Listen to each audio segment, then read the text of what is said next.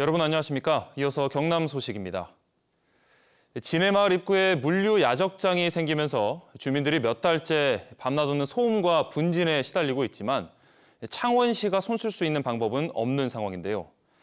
진해신항 개장을 앞두고 물류 야적장 수요가 크게 늘어날 전망이어서 주민 보호를 위한 조례 마련이 필요하다는 목소리가 높습니다. 김유경 기자가 취재했습니다. 새벽 시각 창원시 진해구 한 마을. 불과 10m 거리의 야적장에서 컨테이너를 옮기는 작업이 한창입니다. 지금 시간 새벽 3시 20분 이렇게 또 밤에 또 작업을 하고 있습니다. 주민들과의 갈등이 불거진 건 야적장이 들어선 지난 2월부터입니다. 지금 뭐 합니까? 저러면 안 돼. 주민들의 반발에 맞서 물류업체가 컨테이너로 마을 입구를 막는 일까지 벌어지면서 경찰이 출동하기도 했습니다. 모르지, 오늘 진짜 해도 너무한다 지금 왔다고. 네? 밤낮 없는 작업 소음 탓입니다. 중후한 기계가 때리는 그 묵직한 소리가 한번 듣고 나면은 그 소리가 잊을 수 없는 그런 소리. 정말 이 삶의 질이 너무 피폐해진 것 같습니다.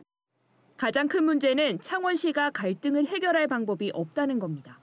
야적장은 개발 행위 허가 대상이 아니어서 업체가 신고만 하면 제재할 수 없습니다.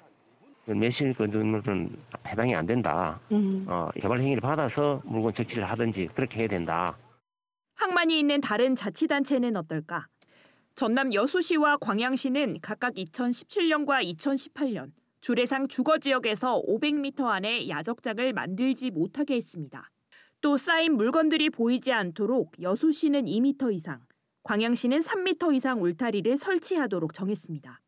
주변 주거 환경에 대한 영향을 조금 최소화하고요. 도로나 하천에서 보이는 그런 경관, 이제 방지 차원에서 저희는 이제 조례상 그 이격거리를 정한 사항이고요. 2030년 진해신항 개장과 함께 컨테이너 야적장 수요가 늘 것으로 보여 창원시도 대책 마련이 시급하다는 지적이 나옵니다. 조례 개정을 통해서 이격 거리에 대한 제한, 물건 적치 허가 기준에 대해서 좀 제한을 둬서 주민들이 피해가지 않도록 조치가 필요하다고 생각을 합니다. 최근 3년 동안 창원시를 거쳐간 컨테이너는 한 해 평균 15,000여 개. 부산지방해양수산청은 진해 신항이 개장할 경우 1년에 3천만 개 더 늘 것으로 보고 있습니다. KBS 뉴스 김효경입니다. 부산 신항에 10년 만에 새 부두가 개장한 데 이어 컨테이너 화물 보관소도 문을 열었습니다. 한 해 컨테이너 1,700만 개를 신항에서 처리할 수 있게 됐습니다. 보도에 이이슬 기자입니다. 63만 제곱미터에 이르는 선석 3개를 갖춘 신항 6부두가 정식 개장했습니다. 5부두 개장 이후 10년 만에 추가 개장입니다. 국내 최초로 도입된 자동 안벽 크레인, 작업의 효율성과 안전성을 동시에 확보했습니다. 6부두 신규 개장으로 해마다 195만 개의 컨테이너를 더 받을 수 있습니다. 부산 신항 전체로 보면 1,700만 개의 물동량을 처리할 수 있게 됐습니다. 수출입 컨테이너 화물을 임시 보관하는 장치장도 추가 운영에 들어갔습니다. 신항 배후단지에 새로 조성된 이 공영장치장의 컨테이너 수용 규모는 하루 최대 3,400여 개. 이용료가 상대적으로 싸고 야간 작업도 할 수 있습니다. 임시 운영 기간 한 달에 5,000개 정도의 물동량을 처리했습니다. 물동량이 많을 때는 터미널 장치율이 90%가 넘을 정도로 만성적인 포화에 시달리는 부산항으로서는 숨통을 트게 됐습니다. 터미널에서 이제 반출 제한이 완화될 수 있는 그런 상황이기 때문에 하주에게도 굉장히 도움이 많이 되는 구조가 될 것 같습니다. 기반 시설 조성의 직간접적인 효과는 컨테이너 물동량으로도 확인됩니다. 지난해 부산항은 컨테이너 2,270만 개를 처리해 역대 최다 물동량 기록을 세웠는데 올해도 그 수준에 육박할 것으로 전망하고 있습니다. 다양한 국내 기업들의 수출입 물류 활동을 뒷받침함과 동시에 부산항의 국제 경쟁력을 한층 더 끌어올릴 수 있을 것으로 기대하고 있습니다. 터미널 추가 개장 등의 기반 시설 확충에 힘입어서 부산항은 코로나 대유행과 세계적인 공급망 대란이라는 초대형 악재 속에서도 위기를 비껴나고 있습니다. KBS 뉴스 이이슬입니다.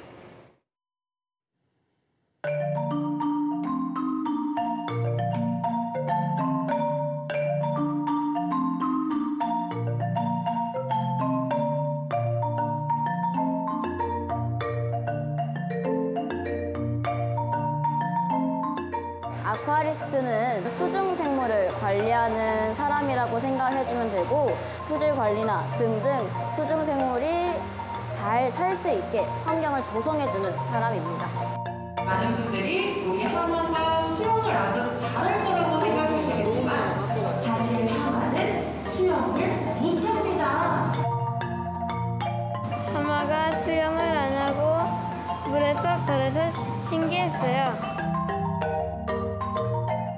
물범도 밥 주는 거 보고 공놀이 하는 것도 보고 참 애기가 너무 좋아해서 만족스러웠습니다.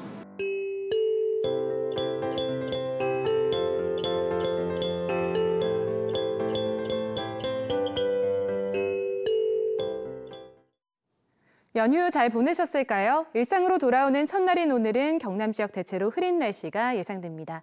직접 영향은 아니지만 태풍 무이파의 영향으로 경남 서부 지역은 오늘 오전부터 비가 시작되겠고요. 내일 이른 새벽까지 5에서 10mm 정도의 비가 전망됩니다. 오늘 해상으로는 풍랑에, 해안으로는 강풍에 주의하셔야겠는데요. 오늘 밤부터 통영과 거제, 남해 등 경남 남해안으로는 순간풍속 초속 20m 이상의 강풍이 불며 강풍특보가 발표될 가능성이 있겠고요. 그 밖의 지역에서도 강한 바람이 예상됩니다. 시설물 관리 잘 해주셔야겠습니다. 오늘 아침까지 함양 등 일부 서부 내륙에는 안개가 짙게 끼는 곳이 있겠습니다. 나오실 때 안전운전 하셔야겠습니다. 출근길 현재 기온 보겠습니다. 창원과 창녕, 고성이 21도로 출발합니다. 낮 기온은 26도 안팎으로 더위는 쉬어가겠습니다. 서부 지역은 20도 안팎을 나타내고 있습니다. 낮에는 25에서 26도 선을 보이겠습니다. 현재 풍랑특보가 발효된 남해 동부 먼바다는 바람도 물결도 강하겠습니다. 항해나 조업하는 선박은 유의해 주시고요. 내일까지 만조 시간대 해수면 높이가 더욱 높아질 것으로 보입니다. 해안가 안전사고에도 각별히 주의하셔야겠습니다.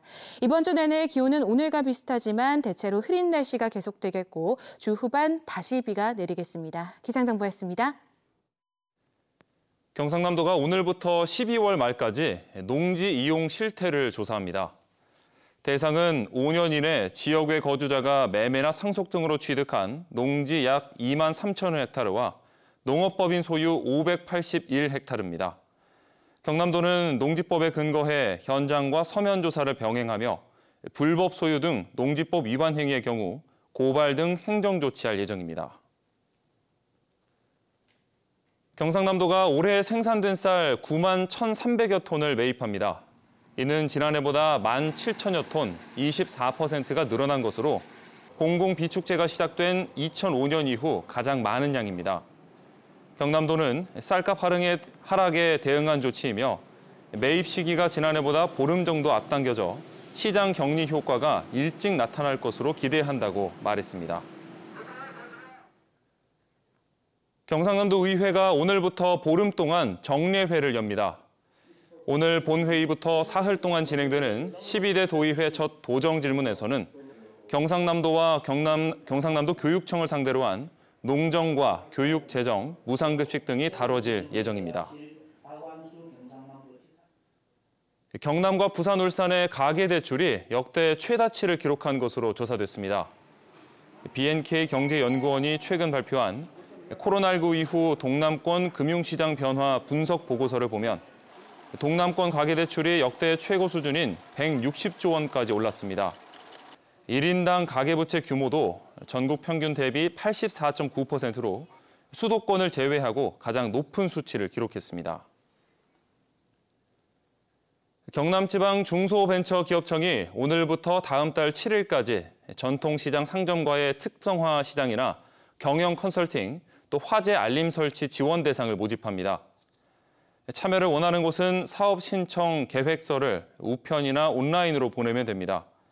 경남중기청은 서면 현장 평가를 거쳐 오는 12월쯤 결과를 발표할 예정입니다. 지금까지 경남 소식 전해드렸습니다.